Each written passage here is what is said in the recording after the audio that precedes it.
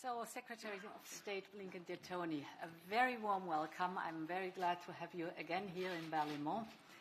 Your visit to Europe illustrates how very close the cooperation is between the European Union and the United States in response to Putin's reckless invasion of Ukraine. And thanks to this coordination, we have together designed, developed, and deployed sanctions in record time, sanctions that demonstrate our determination to make Putin pay a price for his war. We do not take these measures lightly, but it is clear we need to act.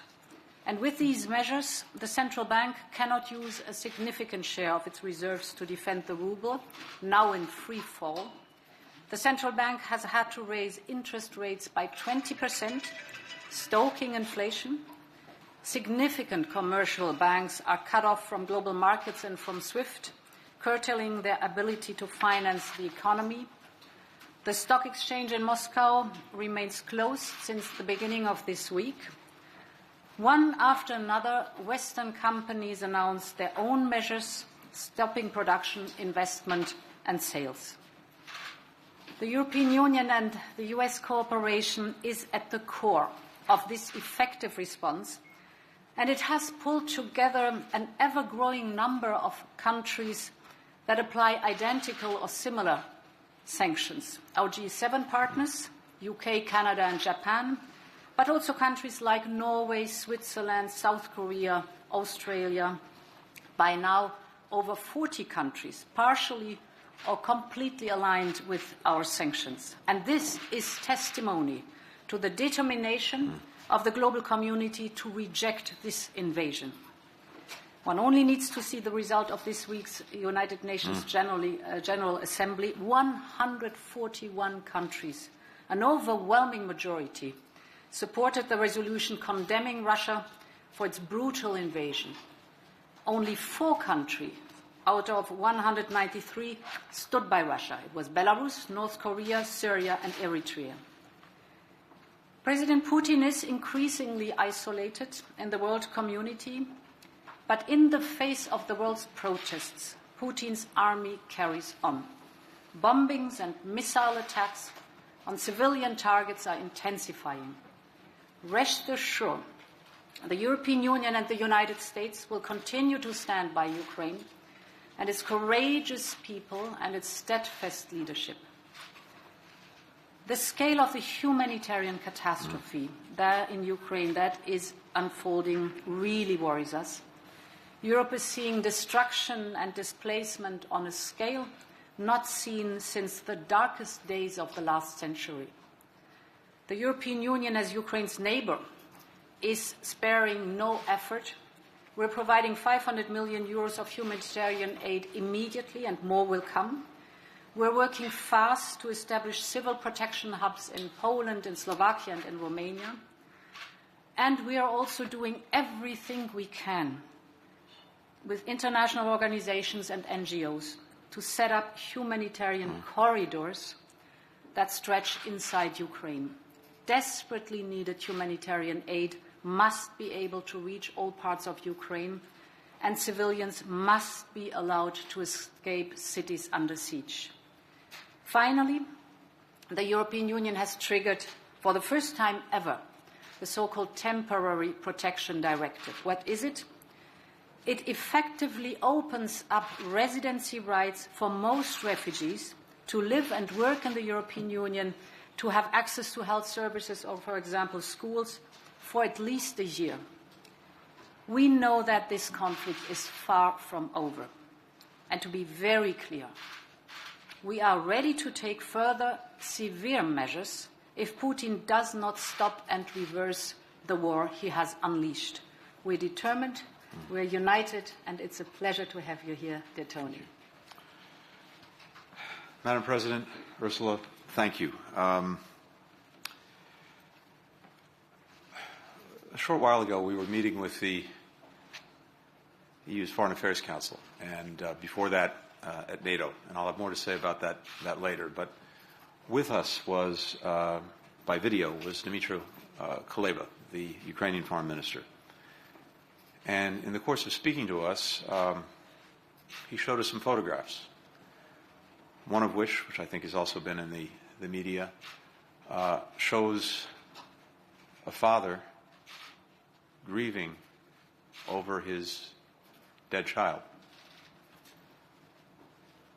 Blood is still on the sheet that drapes him. It's a reminder that even as we talk about these weighty issues of war and peace, what this is really about is the lives of men, women, children, hundreds, thousands of individual human tragedies inflicted by Vladimir Putin and his war of choice on Ukraine and its people. And we can't lose sight of that fact. It's also about an assault on some very basic principles that we established together after 2 world wars to make sure that we wouldn't see another one. Principles that are at the heart of an international system that has a responsibility to preserve peace and security among nations.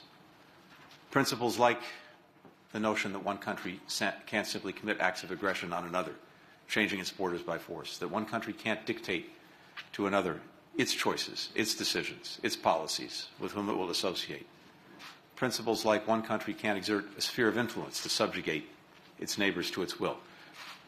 Each principle now under assault by the aggression against Ukraine committed by President Putin and Russia.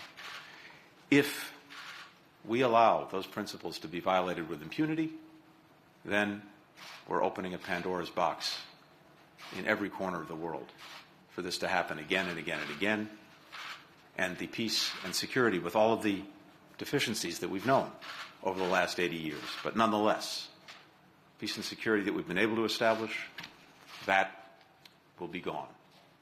So the stakes here are very real.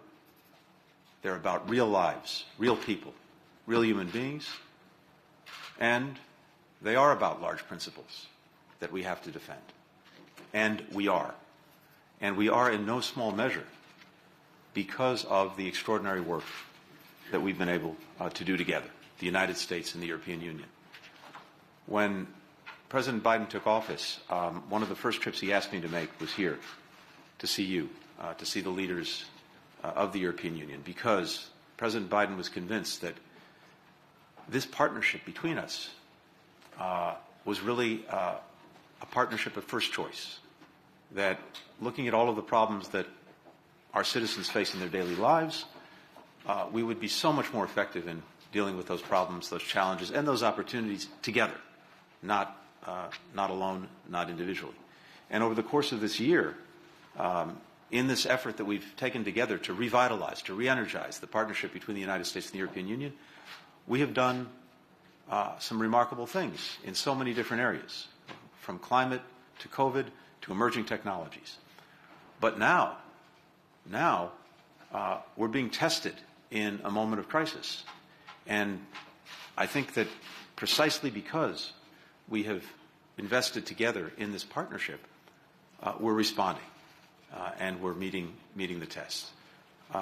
As the President said, across so many different areas, the support for Ukraine, the sanctions against Russia, the help being provided to people in distress, we're standing up together. But I have to say that as someone who's watched this over the years, both from Europe and from the United States,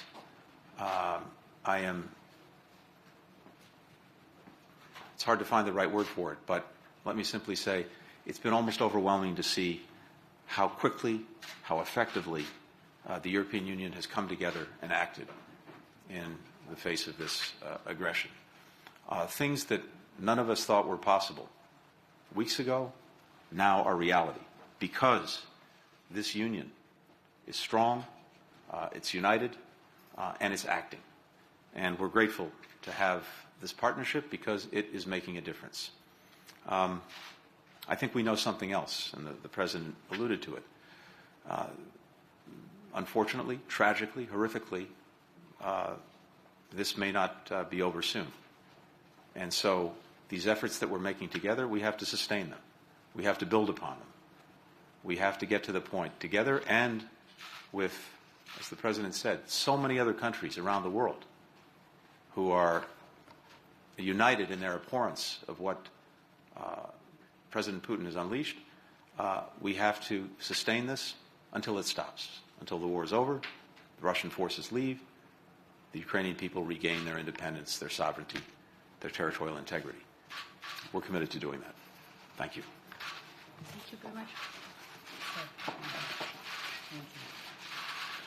Thanks a lot. Thank you.